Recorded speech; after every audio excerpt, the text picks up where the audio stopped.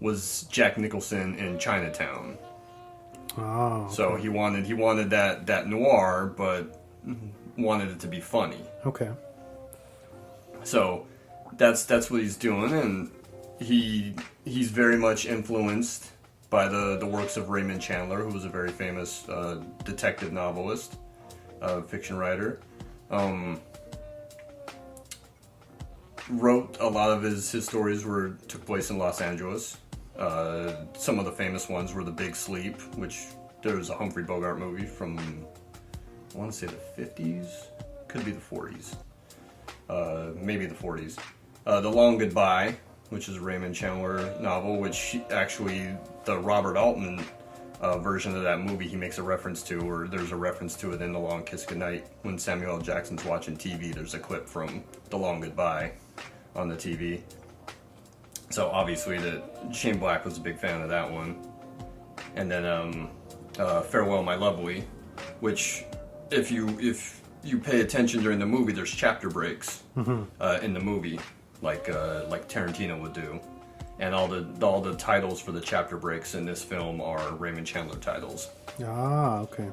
So, fun fact about Raymond Chandler: he spent the last years of his life in San Diego, and he's buried at Mount Hope Cemetery, right down the street here. Wow, really? Yeah. So he wants to do that, and then he starts writing this. I had to look this one up because I had never heard of him. There's a novelist by the name of Brett Halliday that actually it was a pen name of a guy by the name of Davis Dresser that wrote Bodies Are Where You Find Them, and Shane Black took some elements of that story. It's like loosely based on that one. Yeah, it's credited, but I don't know how faithful of an adaptation of that it is. I don't think it's very. I think he just kind of used the bare bones of the plot, and then built up around that. So, I think there's even a shout out to Halliday at the end of The Nice Guys. I think in the credits. Oh, really? I believe so. I have to go back and check that out. Yeah, I was just watching that movie the other night. Yeah, because it's been on HBO or Cinemax, one of those two, lately. So if I'm doing something and I need to kill some time, and I just put something on in the background, that's one of the movies that's been on a lot, so I just leave it on.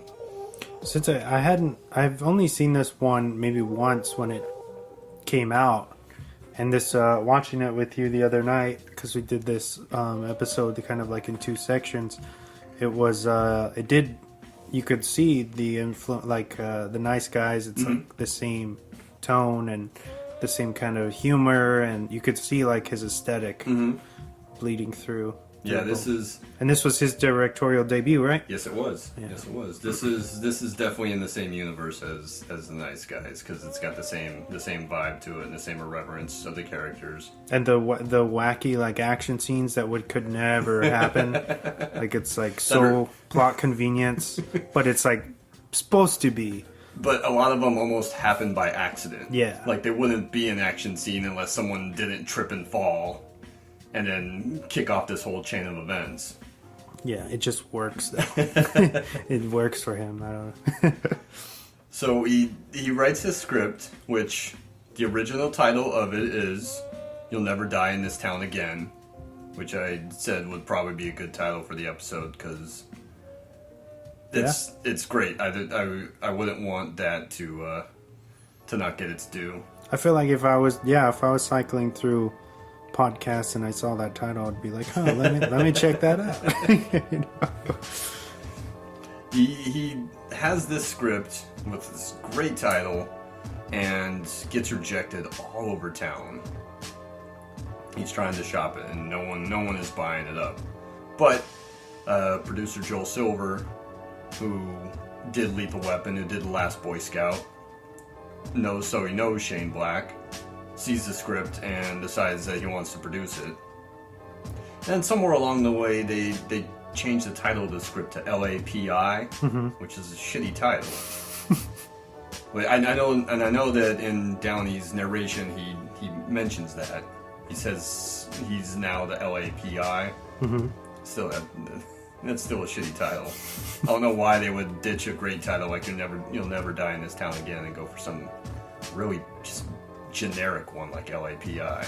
Perhaps they were scared that it was too long. Maybe, but if I had my choice between seeing a movie called You'll Never Die in This Town Again or LAPI, I'm going to choose the former every single time. Because that sounds like a much more enjoyable movie. But I feel like that's the thing is that because we're cinephiles, I feel like our brains work a little differently than, you know.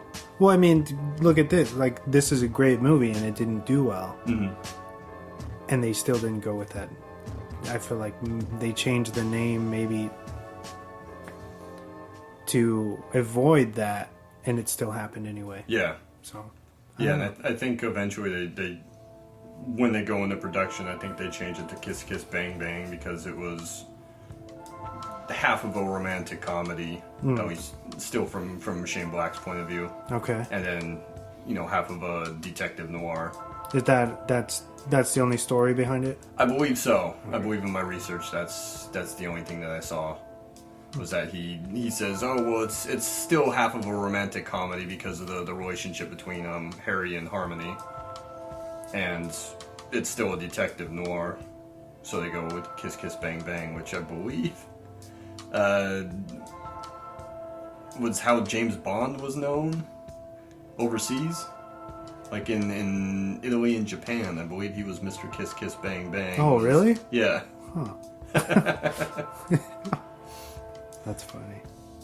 So, Shane Black, he's gonna direct this movie.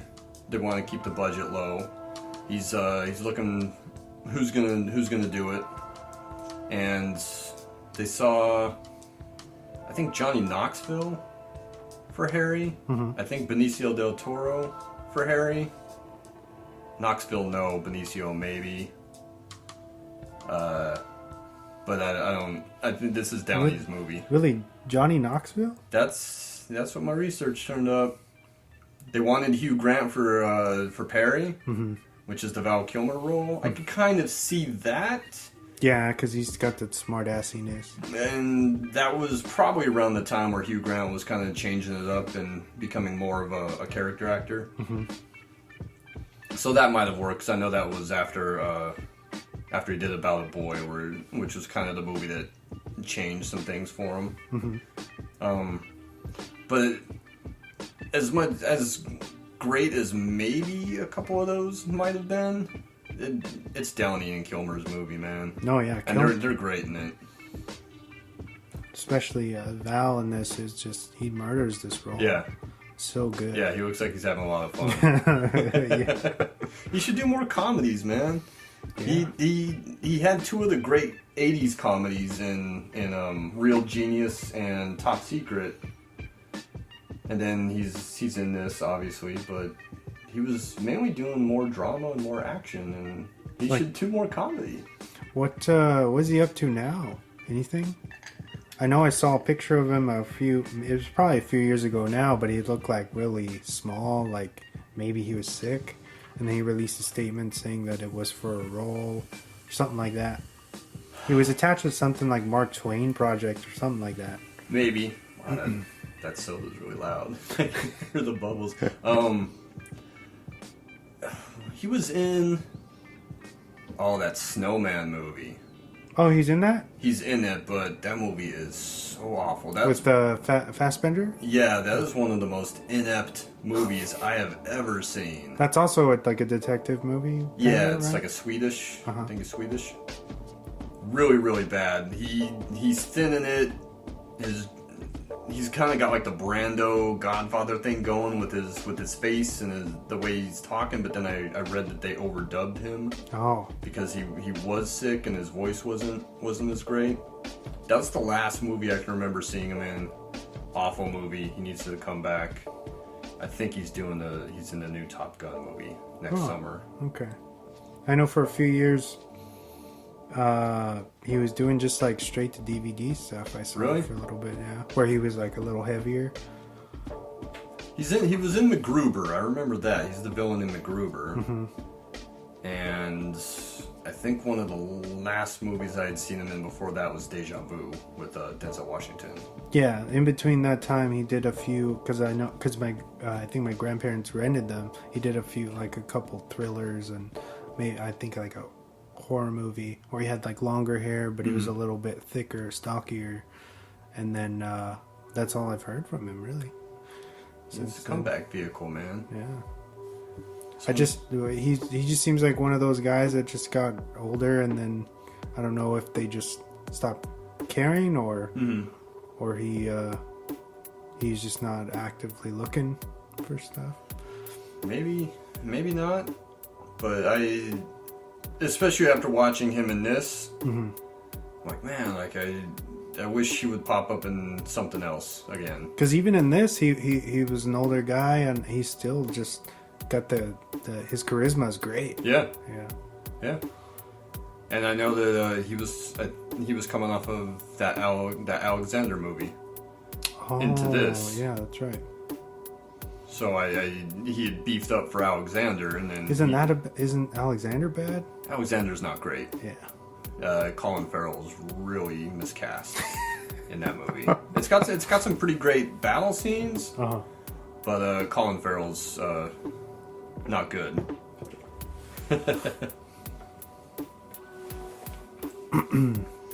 So, no, you were gonna say something? Yeah, I was just gonna say we didn't really talk about Robert Downey Jr. is also amazing in this. That's what I wanted to get into. And I feel like I was bringing up Kilmer because I feel like since this his career has become kind of floundered. You know, he's floundering, and RDJ has just, you know, he's a fucking household name.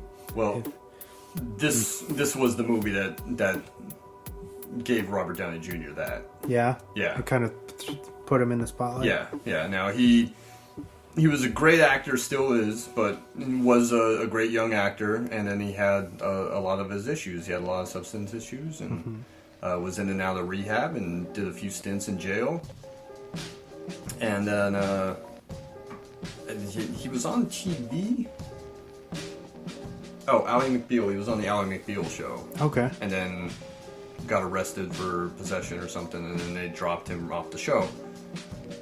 So he wasn't doing much. I know he was in Wonder Boys. You ever seen Wonder Boys? I think so, yeah. Curtis Hanson movie with Michael Douglas. Yep.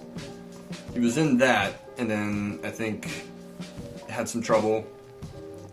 Was in jail for a little bit, and then when he came out, he wasn't sure what he could do. No one would take him on because of the insurance. Mm-hmm.